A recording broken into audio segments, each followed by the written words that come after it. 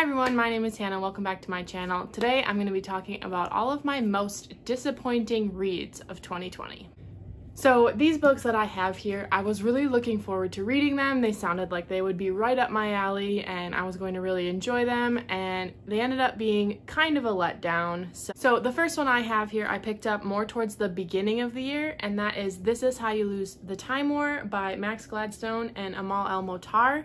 I picked this up because Kat from Katytastic said that this book was amazing and it was like one of her favorites of last year, and the premise of it just sounded really interesting, and it's a really short book. It's under 200 pages and it just was very intriguing. I think this cover is very beautiful and it just sounded like really cool. It was a bit of a letdown for me because it's very heavy sci-fi, and honestly I just felt really stupid when I was reading this book. Like I just couldn't picture what was happening in my head. It just jumped around so much, and there were just some really weird random things going on, and I just didn't get it, I guess is what I'm trying to say. And I was so excited about this, and even looking at it now I'm like, oh, maybe I should give it another chance, but it ended up just being a disappointing read for me. Next on the list is The Shadows Between Us by Trisha Levenseller. I don't have my physical copy anymore. I kind of wish I did because it's a really pretty book and I didn't absolutely hate it. It was interesting enough, but I was hoping for so much more out of that. It was pitched as this Slytherin romance, basically, these two very ambitious people. One of them is the Shadow King, and it's this girl trying to get the king to fall in love with her so that she can kill him and take his throne and his kingdom, and then she ends up falling for him or whatever. It's this dark fantasy romance, and that just literally sounds like exactly what I was in the mood for at the time. It was right up my alley. And honestly, that's something that I'm in the mood to read now. That, saying that synopsis over makes me be like, maybe I should reread it and give it another try, which is really funny because I read it and I was very underwhelmed by it. It just kind of, it was all right. It was fine, but it wasn't as good as I was hoping for. I was hoping for just, just a little bit more. And in the end, it ended up disappointing me. Next up here, I have The Turn of the Key by Ruth Ware. I was in a really big thriller horror mood for several months in the middle of the year, and I was picking up every horror thriller that I could get my hands on, anything that anybody said that they loved. I specifically picked this one up because of Gabby from Gabby Reads. She said this was one of her favorites of last year. And it sounds really interesting. It's about a nanny coming to take care of these kids in this smart house that is possibly haunted. And this is another one where I just had really high hopes for it. It's exactly what I was in the mood for at the time, and then it ended up just being a bit of a letdown. It wasn't as great as I thought it was going to be. Some things about this book really annoyed me, and I did really like the ending. That final plot twist was great, but I thought that there was just so many parts of this that were boring, and some that were annoying, and some that seemed really obvious, and I didn't really like the main character. And like I said, I just had really high hopes for this, and it just ended up being disappointing, which I'm going to say for every book. And then along that same line, I picked up No Exit by Taylor Adams because I haven't really heard anybody say a bad thing about this book, and I was in the mood for those thriller horror books. And this is a stranded thriller. She's trapped with this child abductor / possibly murderer. And to me, this was pitched as she's trapped with these other 4 people in the middle of a blizzard, and she's trying to figure out who could possibly be this child abductor. And I was expecting that build up, I guess, to go through at least halfway through the book of her trying to see who she can trust and who might have done this. And it's literally within the first 30 pages or 40 pages that she finds out who it is, and it's not surprising at all. And the other plot twist is, again, you could see it coming from a mile away, and it was just really annoying and weird, and I just didn't like this at all, and I ended up DNFing it actually because I just didn't like it at all, and I thought that this was going to be phenomenal, and opposite direction for me. Didn't like it. And then we might as well keep the ball rolling with the horror thriller theme here. Next up, I have Pet Sematary by Stephen King. I really wanted to be scared by this book, and the ending, like the last 50 or so pages, I liked, and I wish that it was like that for the whole book, because this book just was really boring to me and nothing thrilling was happening for like 280 pages, 300 pages. Like, nothing was happening. It was just this guy moved into town and I couldn't tell you. That's it. That's all that happens.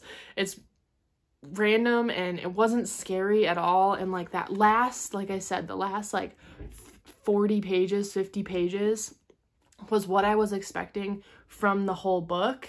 And yeah, it was a bit of a letdown because I was expecting it to be very thrilling and scary for most of the book, and that just wasn't the case. Now we'll do a quick 180 and switch over to contemporary romance books that were disappointing for me. The first one up is going to be Only When It's Us by Chloe Lisi, I think is how you pronounce it. I'm not sure. This is pitched as like a hate to love new adult, like college romance. And I read it for the Self-Indulgence book club, which was formerly called the Muggle Studies book club, that Hannah from the Rainy Reader and Gabby from Gabs About Books did. I feel like there was 100 pages of like, could have just been cut out of the book. It just got really boring and annoying that those pages were in there. Like, it obviously follows the formula of like a romance. They finally admit that they have feelings, and then some kind of conflict happens that like separates them or breaks them up or whatever, and then of course you're like, oh, are they gonna find their way back together, which of course you know that they are.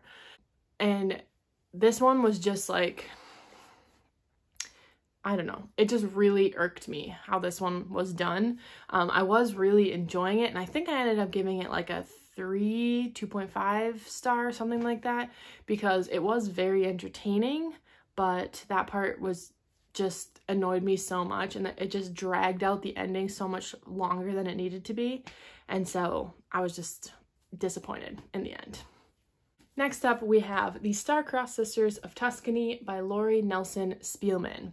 I picked this for my book of the month pick for November, and I was so excited for this one because this just sounded super interesting and intriguing. It's about this family where the second daughters have this curse to never fall in love, and this like long lost Aunt Poppy is like, I know how to break the curse. We need to go to Italy for my 80th birthday, and then the curse will be broken. And it's told in like 2 timelines basically. It's following our main character, who I honestly can't remember what her name is. Amelia. I didn't like Amelia's parts, and obviously since she was the main character of the book, her parts were the majority of the book. And then the other like timeline that we're following is the Aunt Poppy, who's 80, and like you follow her back when she was first falling in love with, like, however many years ago, 50, 60 years ago. And it's her like telling her story of her one true love. And honestly, if the whole book was written in Poppy's point of view, like, I would have rather read that, because Poppy was my favorite character in this book and she was the most interesting, and I would have way rather had her 80-year-old point of view than stupid Amelia's point of view. It was just so annoying, and I was looking forward to this book so much. I kept checking my book of the month box, being like, when is it gonna get here, because I want to pick up this book. And it was just so disappointing because I was so annoyed with the main character. And then last up, I would say that this is probably my most disappointing read of this year if I was going to pick one, and that is The Book Charmer by Karen Hawkins. I think this cover is absolutely stunning, and the synopsis sounded exactly like the very specific thing that I love in books. And it's like this magical realism aspect, but set in like a small town contemporary setting. And that's exactly what this book is pitched as. It says it's following Sarah Dove, who is the book charmer of this town. Like, she just knows when a person needs to have a certain book, and she knows like what book a certain person needs to read at a specific time. The books like tell her like, hey, that person needs me. And so she's very good at connecting people to books. And it sounded so much like Garden Spells by Sarah Addison Allen. And I was so intrigued by that, and I wanted to read that. That sounds amazing.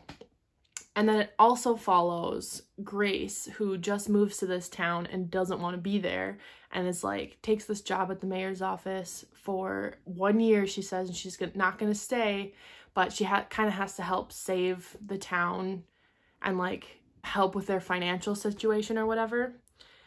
And I didn't really care about Grace at all, and the book mostly follows her. I would say Sarah, the book charmer, is really just like a side character that pops up every once in a while.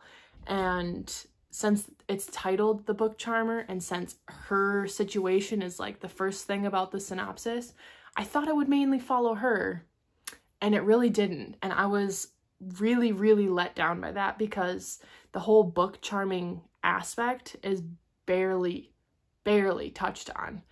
And we just sit in Grace's annoying perspective for the majority of the book. And you'd think a book titled The Book Charmer would follow the character who is the book charmer, and it didn't. And that was so frustrating, because I think I really could have loved this book if it did follow Sarah and her book charming, but it didn't. I was so let down by this, so disappointed. So yeah, those are all of the books that I thought were the most disappointing this year that I read. I feel like I was really let down by a lot of these books, and I had high hopes for them and they just fell short. So let me know in the comments down below if you agree with any of these, if you've read these and they were kind of a letdown for you too, or just let me know what your most disappointing read this year was, because I'd be very curious to see that. And thank you so much for watching. You can let me know if you liked the video by liking and subscribing down below, and I will see you all in my next video. Bye!